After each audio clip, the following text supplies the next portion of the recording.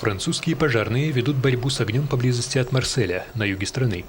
Пламенем объяты около 9 квадратных километров леса. Для его тушения применяются пожарные самолеты. Очаг находится на расстоянии 30 километров от Марселя. Населенные районы в опасной зоне эвакуируются. Как выяснило следствие, пожар стал делом рук угонщиков дорогого внедорожного автомобиля. Чтобы избавиться от него, они загнали машину в лес и там подожгли. Лес, высохший за несколько экстремально жарких недель, вспыхнул моментально. Мы не можем вернуться домой. Огонь распространяется как вихрь, там слишком опасно. Поедем к морю. Пламя уже близко, везде ядовитый дым. Полиция сказала уезжать.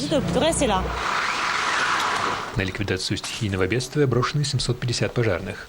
Здесь это первый за лето крупный лесной пожар. Год назад, таким образом, у Марселя выгорело более 1000 гектаров.